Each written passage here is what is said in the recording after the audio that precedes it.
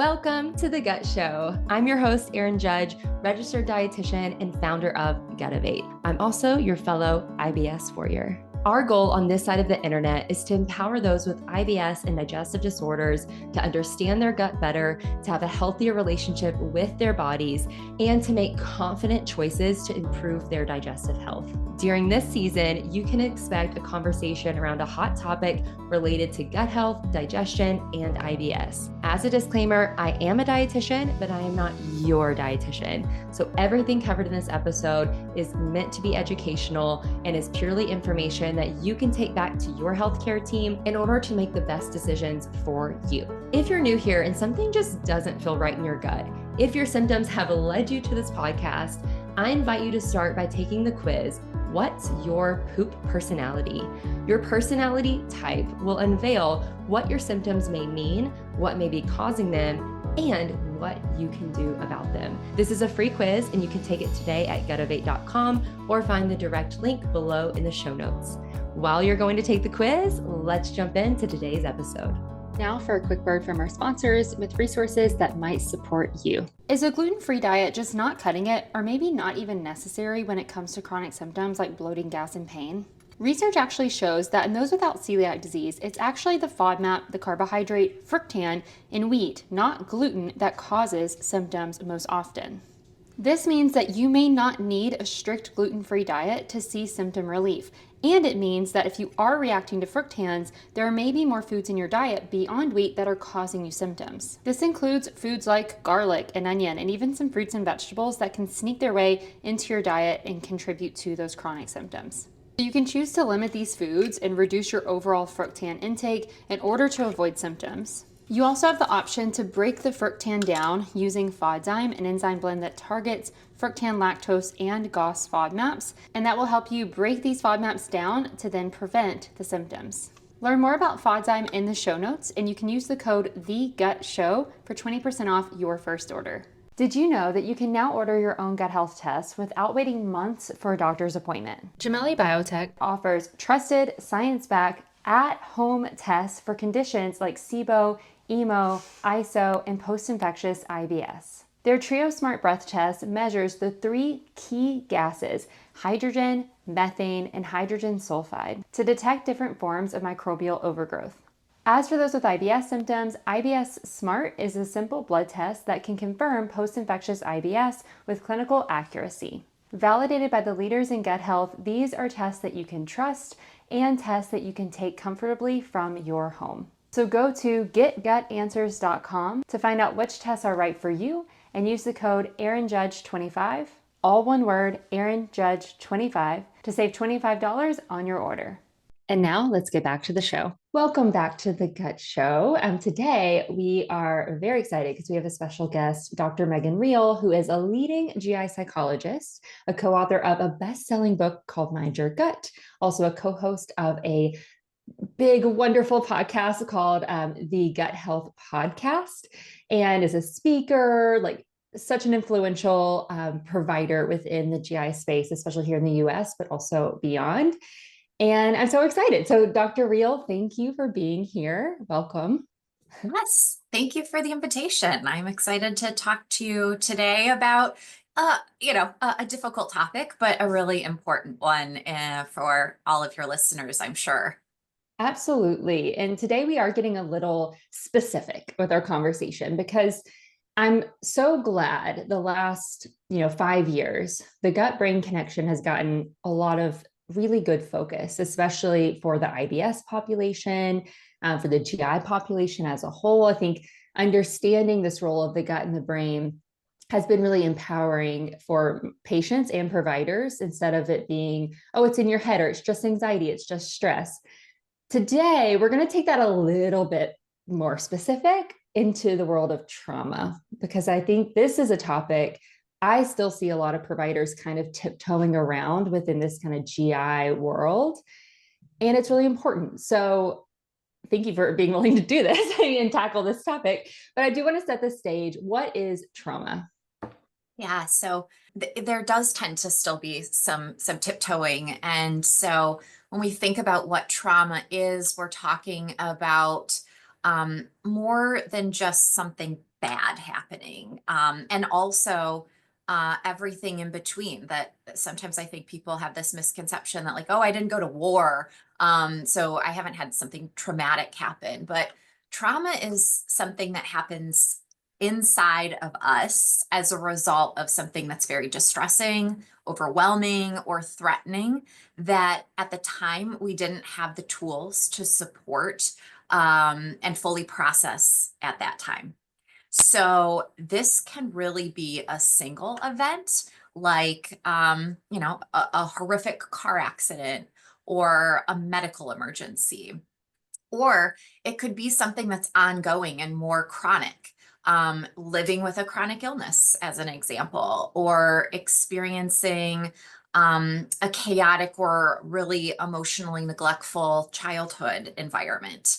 All of this can create unpredictability that really sets our brain and body off. And so a key here is especially trauma is not a weakness.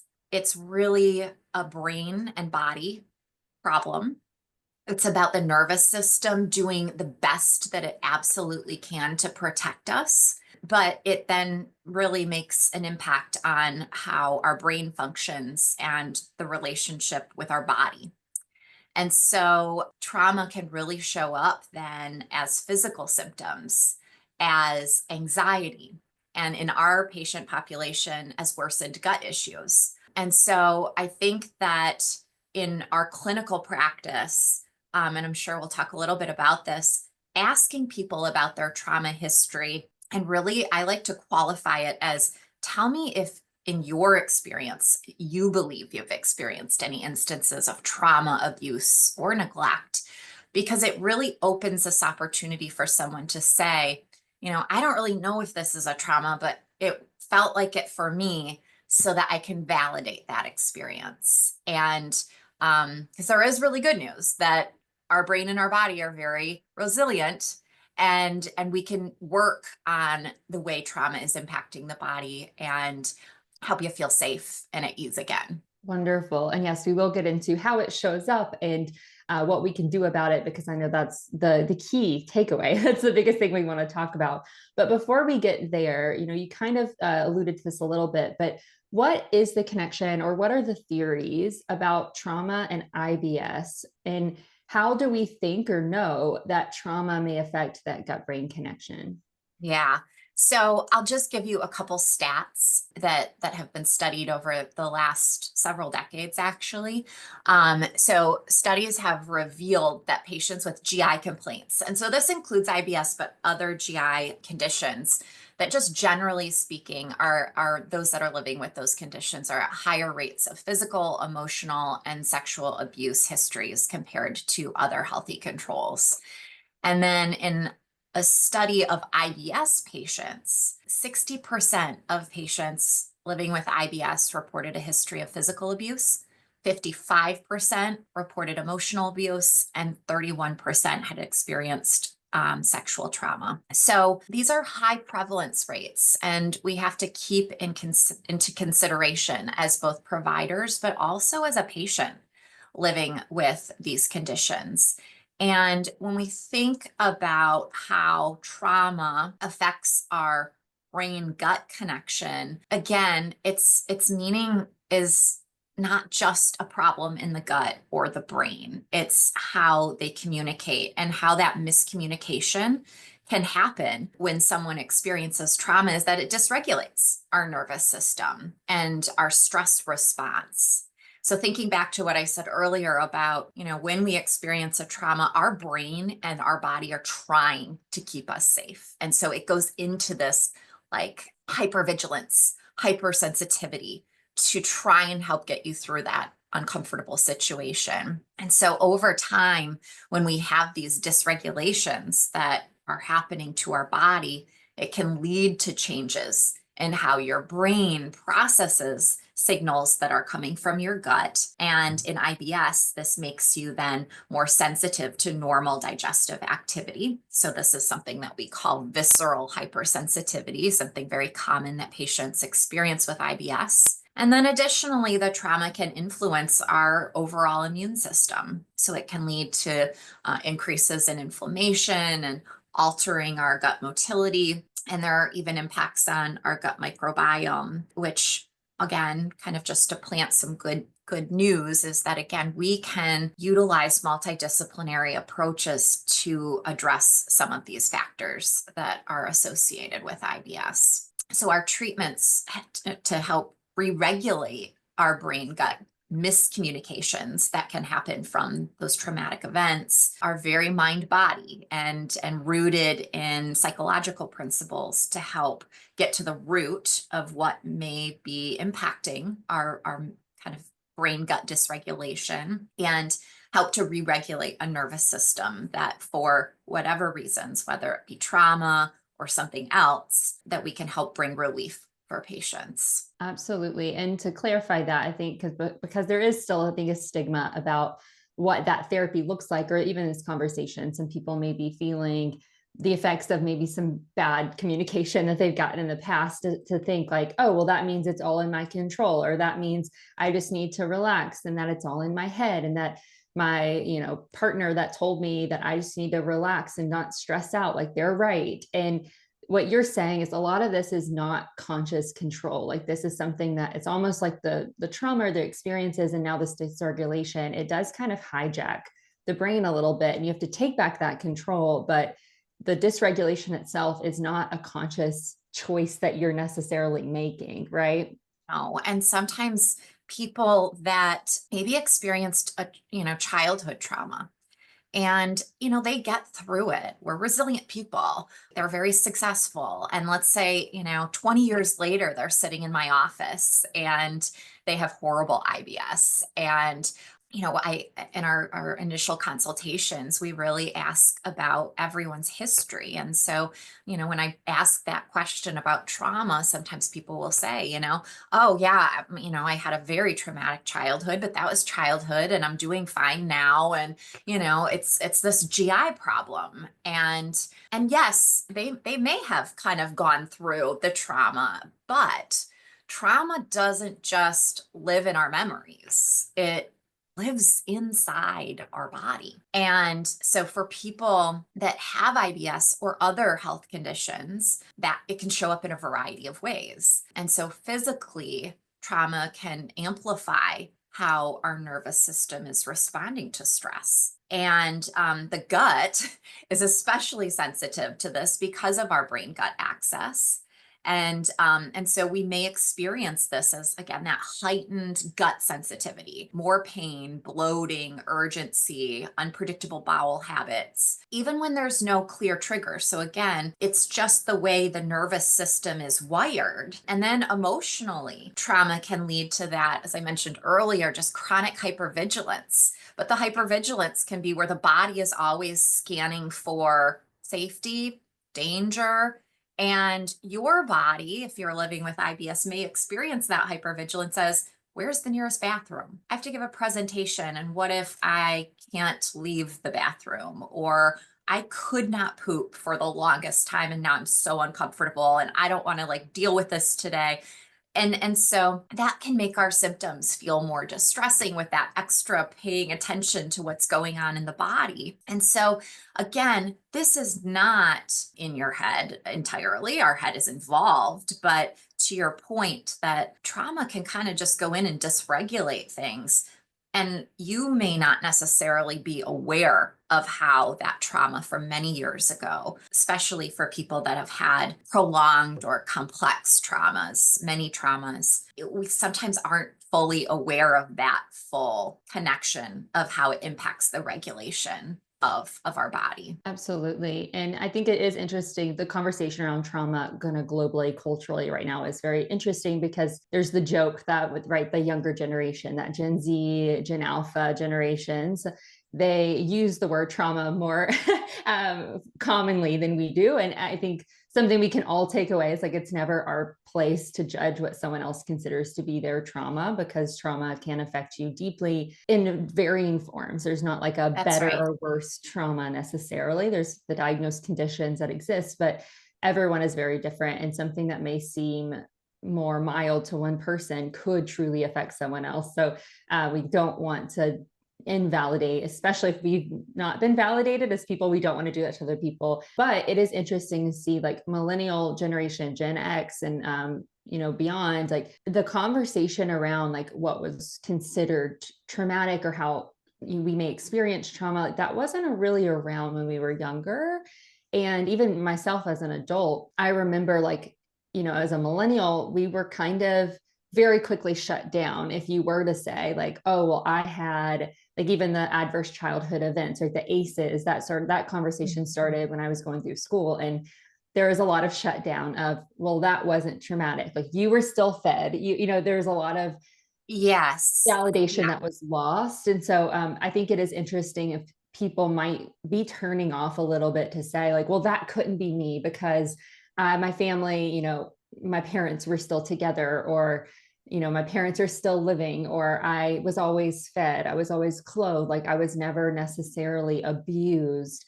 But that could show up even with the cultural events that we've lived through. It could show up with so many different things that we may not fully realize. And as children, I would love for you to hit on that a little bit, because I do think we understand physical trauma, sexual trauma, but people may not understand outside of abuse what that can even look like, especially in Yeah. childhood. Yeah. You know, I think that you're making a really important point that everyone's trauma is their own.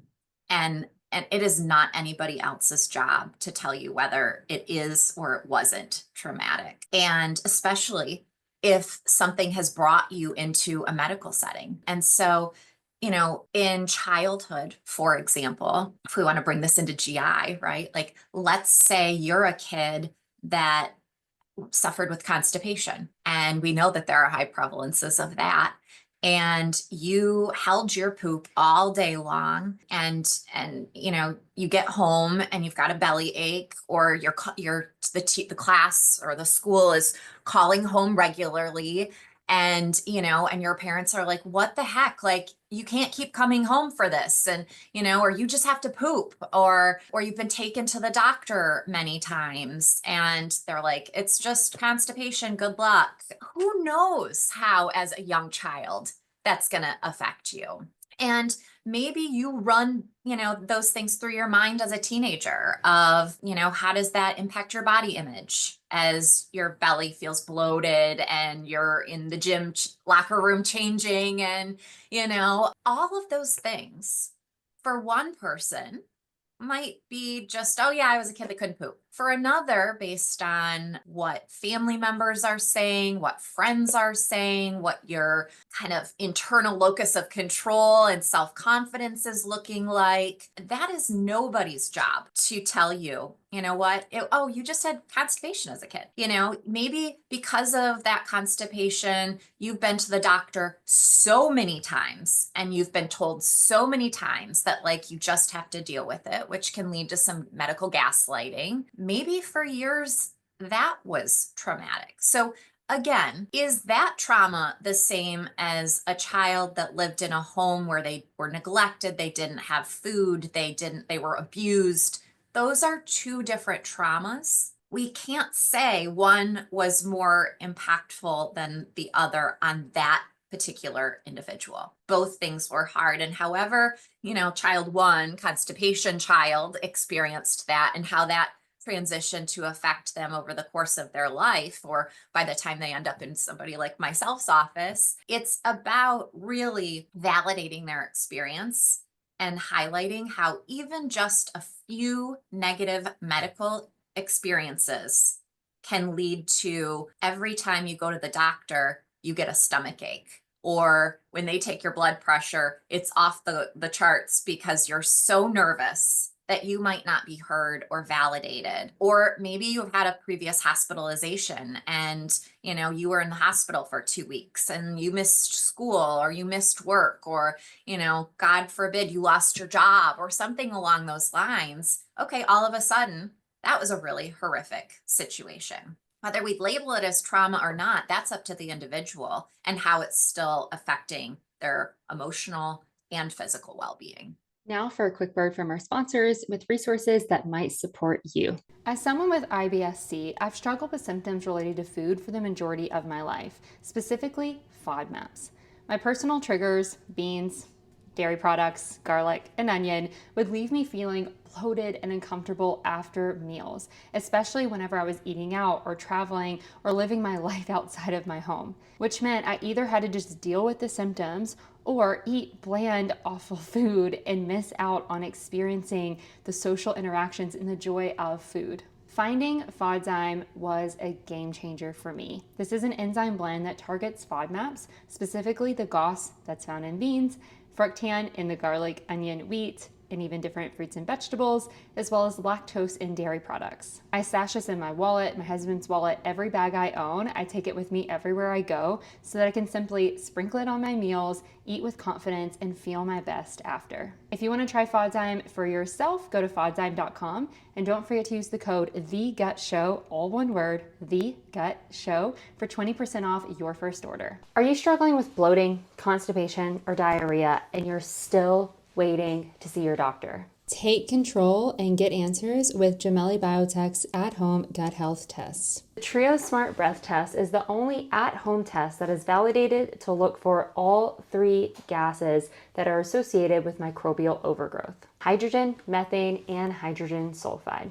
That means it can detect SIBO, EMO, and ISO in one simple test. It ships right to your door, no appointment needed. You take it and you send it back, then you get answers.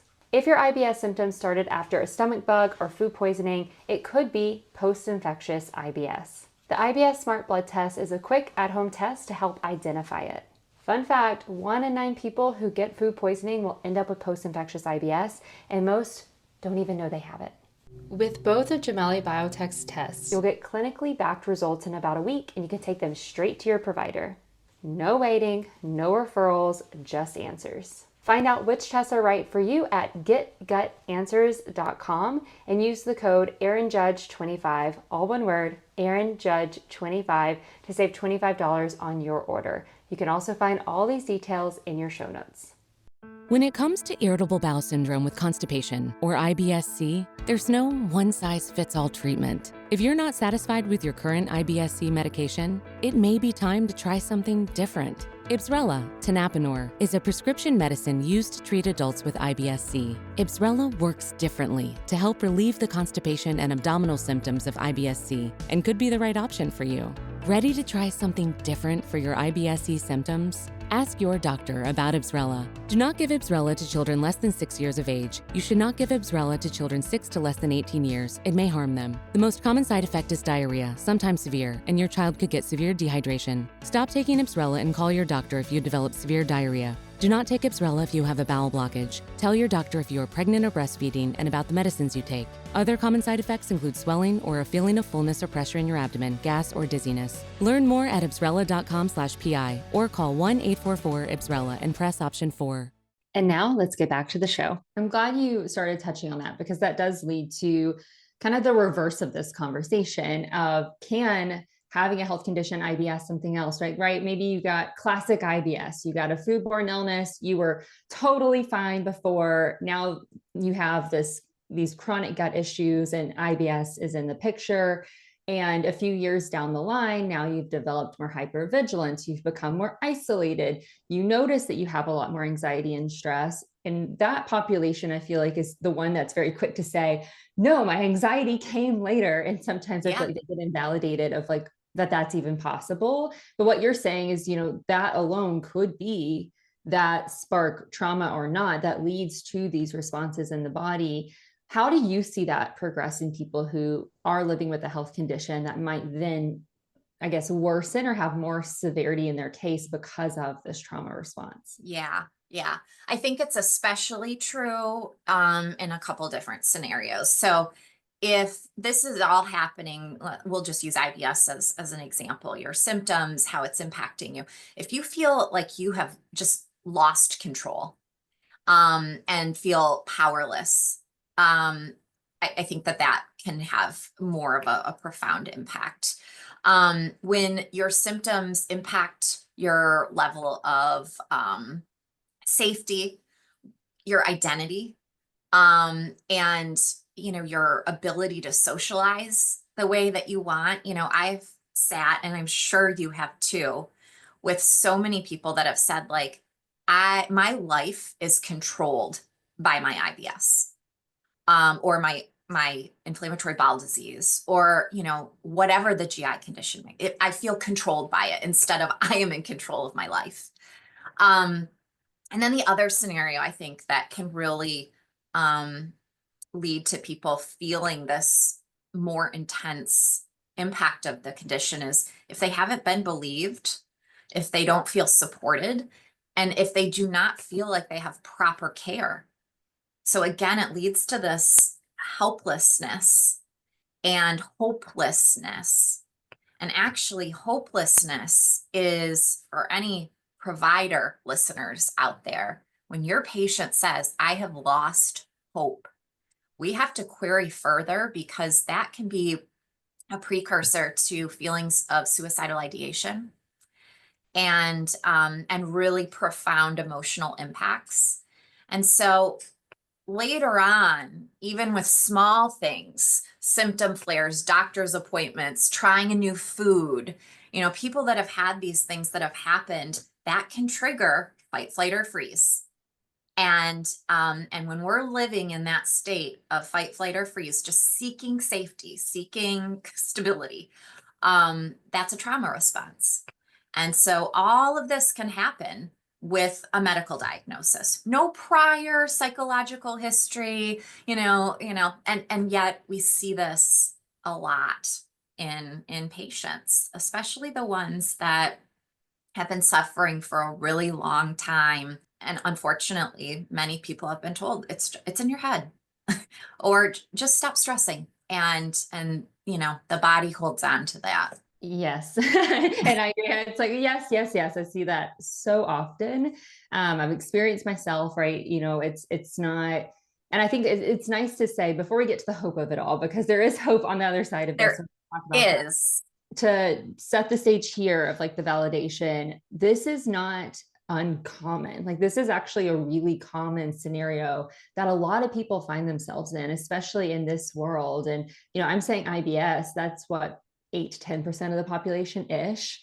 But when we look outside of that, GERD, we see IBD, we see endometriosis, PCOS, like diabetes, like all of these conditions that affect people, like that alone can lead to a lot of these responses. And that's a large majority of the population. And yes, some people might be like grinning and bearing it, and like they may seemingly have it all together, but you never know like what's going on behind closed doors. You never know like what life event may, lead someone to really experience a lot of these symptoms. So if you're experiencing it, like, you are not uncommon or screwed up or weird or whatever, like might be, those lies that may be going on in your head. Like, this is common in this space. Mm-hmm. It's totally okay to say like, yeah, that is something I'm experiencing. It makes sense that it would.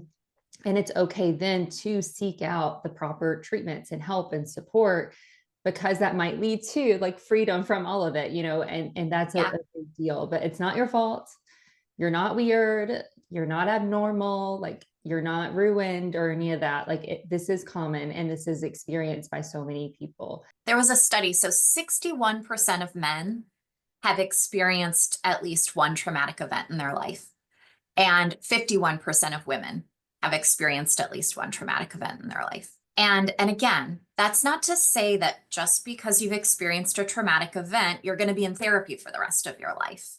And in fact, some people won't even go to therapy or need therapy, to be very honest. They, I think, again, people that might have access to a variety of different resources may move through that trauma. And that's something I talk about a lot with my patients when it comes to whether it be trauma or anxiety or depression, is this idea that we will spend a lot of mental and physical energy to go around dealing with that situation, whether, again, be trauma or anxiety. We will go around the longest path to try and not go through it. Going through it can be hard. Talking about it, hard. finding the right environment to talk about it. Hard. But I believe that we all owe it to ourselves in order to have as healthy of a life as we possibly can. But you just have to keep working and advocating for yourself to find the right people to help you go through it, to understand, to draw some of the connections between how maybe something that you experienced in your life is tied to something else, like a medical problem. A lot of times, again, that kind of one of the symptoms of trauma can be dissociation. We just don't want to think about it. And so rooting yourself back to sit and be present and think and feeling this stuff, it's hard, but it's a great honor to myself to be able to sometimes draw those connections for a patient that I'm sitting with, and to validate that, I think that if we can process some of this trauma, a lot of things in your life might get better. Your insomnia, your avoidance behaviors, some of the relationships, your confidence, your IBS. And to have people say, I never really understood that, how, that could have dysregulated my brain gut access. It's really an honor to sit with somebody in that vulnerable moment and then come up with some steps on what we're going to do next. Great. And that's the perfect segue, right? So what does that look like, especially for someone in the GI world as well? They're at that crossroad. They're ready to go through it. What does that mean? And what does treatment look like? What are the options people may have? Yeah. So I say it takes a little bit of time and effort to find a really good mental health provider. And if you are somebody that's very aware that you've experienced some trauma, you're looking for what we call trauma-informed mental health care. And just like I'm a GI psychologist, there are trauma specialists out there in the mental health field. And so you were looking for someone that verbalizes on paper and can talk to you a little bit about what their expertise is in terms of addressing trauma. And if you're using something like psychologytoday.com, which is a therapist kind of finding directory, you can even filter down to like expertise of the provider. And so I would be looking for somebody, I think there's a filter for trauma. You could put in PTSD, even if you don't have a formal diagnosis of PTSD. But if that person says that they're an expert in that, they're going to be trauma-informed therapists. You're also looking for types of evidence-based kind of theoretical orientations of care. Like, so cognitive behavioral therapy is a intervention or a theoretical kind of mindset that we use in GI behavioral health. You would be looking for somebody that does trauma-informed care. EMDR is a type of intervention that is wonderful for therapy, but be very mindful of the clinician's expertise. So I always, I'm not trying to discriminate to any of my earlier career colleagues, but, and there can be wonderful trauma-informed therapists that are very early in their career, but ask them about their training, ask them about how they've applied their interventions, ask them about what you might expect if you're working with them. And you're looking for progress. You're looking for someone that can give you some kind of objectives of what we're hoping to accomplish in that care. And don't be afraid after some time to walk away if you're not getting some of the relief that you're looking for. So just anecdotally, I've talked with lots of patients in the past where, they'll say, oh yeah, I had trauma-informed care. And I'll say, well, tell me a little bit about what that looked like. And they'll say, I went once a week and I talked to my provider. And that alone can work for some, but for the vast majority, they need to be using very specific types of trauma-informed care. And so just be on the lookout for finding somebody that's the best fit for you. That's a great recommendation. And I'll add that Psychology Today link in the show notes if anyone's like, oh, I need a quick access to that. I know that you don't prescribe medications, correct? Correct. I don't either. But I would love to have a little bit of a quick conversation about this because I do get this question a lot. I know you work with a very integrated team where you're located. A lot of patients sometimes when there is this hypervigilance going on, whether it be a trauma-based response or not, and simply I have anxiety about my symptoms, or am I going to have symptoms?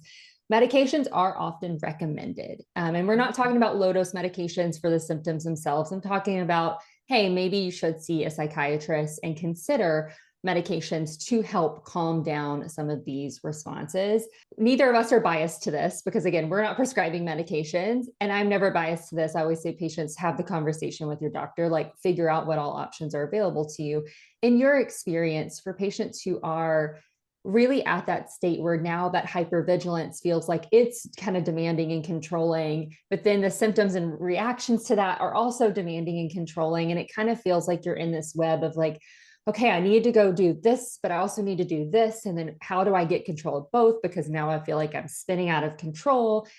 Do you find that patients do well whenever they consider medications in those routes? And what could that look like even short term, if you feel comfortable talking about it? I think that I have a couple thoughts on this. So the first thing is, if you've tried medication in the past and had a negative experience with it, that can sometimes leave a very bad taste in the mouth when somebody brings it up again. And, what was happening in your life many years ago may be very different from where you're at now. And so I do encourage people to at least be open to it, but to also be very clear with your doctors what you took in the past and what those negative side effects were at the time.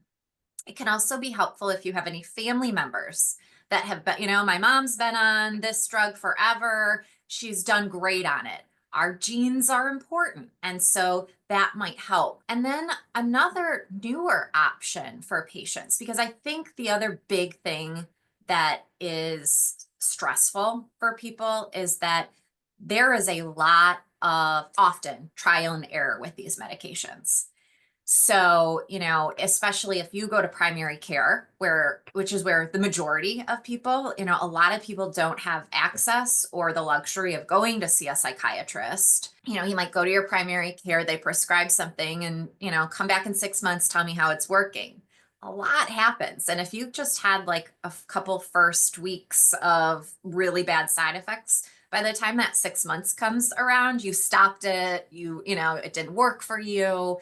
There's a lot of trial and error, and being willing to kind of say after about 4 to 6 weeks, this is how I'm doing. And then having a provider that says, okay, I think you're at the right dose, or nope, let's titrate up. Or the instruction was start at 5 milligrams, and then in a week you need to go to 10. And, and that person never goes up to the 10. And so they've been on a sub-therapeutic dose for a really long time. There's lots of these scenarios that can kind of impact the way medication might help. And something that people might have access to, which I think is helping us move in the direction of precision medicine, is called GeneSight testing.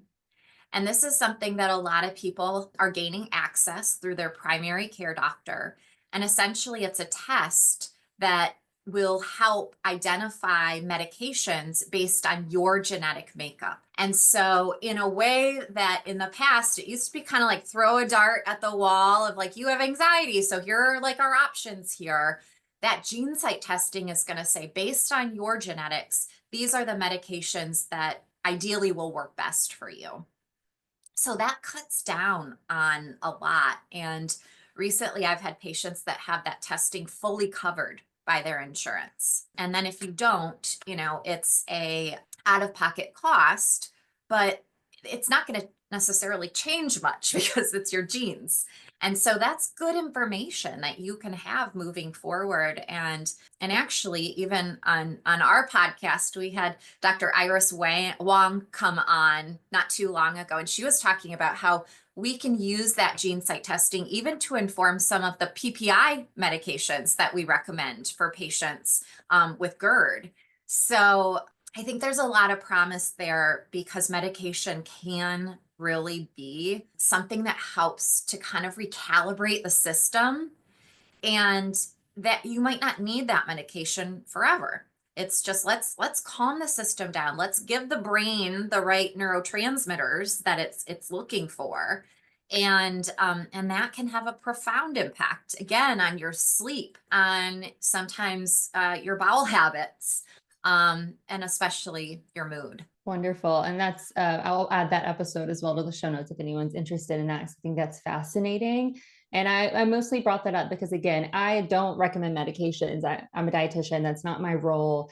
We are not pushing medications, and No.